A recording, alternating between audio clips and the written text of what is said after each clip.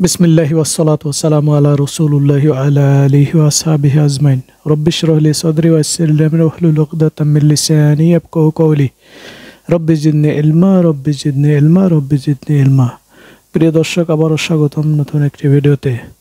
আজকে আমরা জানব একই শব্দের বিভিন্ন অর্থ কোরআন থেকে।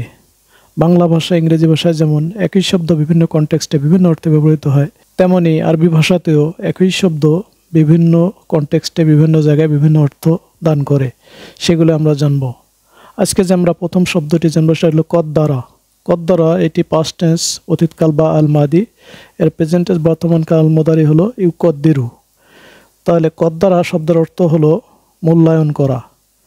কদ্দারা শব্দের অর্থ মূল্যায়ন করা, এটি 6 নম্বর সূরার 19 নম্বর আয়াতে উল্লেখ করা হয়েছে। কদ্দারা শব্দের অর্থ হলো ধার্য করা, এটি 16 নম্বর সূরার 75 নম্বর আয়াতে উল্লেখ আছে। আবার কদ্দারা শব্দের অর্থ হলো সংকীর্ণ করা, এটি 89 নম্বর সূরার 16 নম্বর আয়াতে উল্লেখ করা হয়েছে। এবারে যে শব্দটি জানবো সেটা হলো গমরাতুন। এর প্লুরাল বা বহুবচন বা আল জামা হলো গমরাতুন।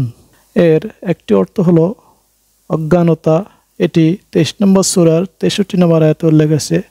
এটার আরেকটি অর্থ হলো যন্ত্রণা, এটি 6 নম্বর সূরার 96 নম্বর আয়াতে উল্লেখ আছে। পরের শব্দটি হলো হলুমুন। হলুমুন এর বহুবচন বা আল জামা হলো আহলামুন। এর একটি অর্থ হলো সবালকত্ব, এটি 24 নম্বর সূরার 58 নম্বর আয়াতে উল্লেখ আছে। আরেকটি অর্থ হলো স্বপ্ন, এটি 12 নম্বর সূরার 44 নম্বর আয়াতে উল্লেখ করা হয়েছে। পরের শব্দটি হলো কররুন। কররুন শব্দের অর্থ হলো প্রশান্তি, এটি 23 নম্বর সূরার 50 নম্বর আয়াতে উল্লেখ করা হয়েছে।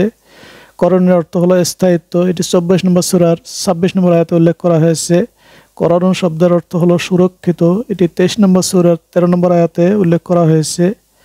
কররুন শব্দের অর্থ হলো আবাস, এটি 14 নম্বর সূরার 29 নম্বর আয়াতে উল্লেখ করা হয়েছে। পরের শব্দটি হলো হুসনুন।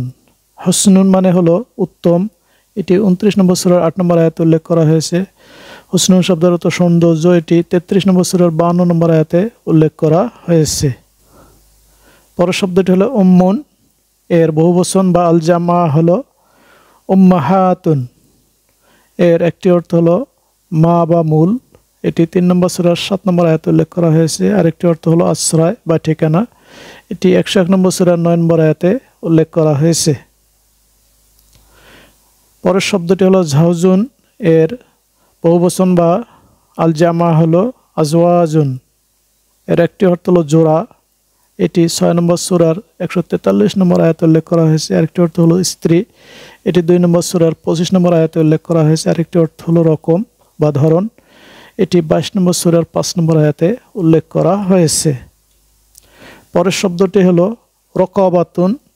এর বহুবচন হলো রিকাবুন। এর একটি অর্থ হলো দাস, এটি 58 নম্বর সূরার 3 নম্বর আয়াতে উল্লেখ করা হয়েছে।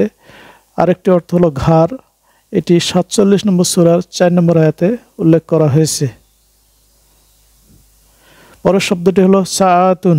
সাআতুন মানে হলো কিয়ামত, এটি 7 নম্বর সূরার 187 নম্বর আয়াতে উল্লেখ করা হয়েছে। আরেকটি অর্থ হলো সময়, এটি 7 নম্বর সূরার 34 নম্বর আয়াতে উল্লেখ করা হয়েছে। সাআতুনের আরেকটি অর্থ হলো ঘড়ি। প্রিয় দর্শক, ভিডিওটি এ পর্যন্তই। আল্লাহ আপনাদের কল্যাণ করুন, আমার এবং আমার পরিবারের জন্য দোয়া করবেন। দেখা হবে আপনাদের সাথে পরবর্তী ভিডিওতে। সে নাগাদ আল্লাহ হাফেজ।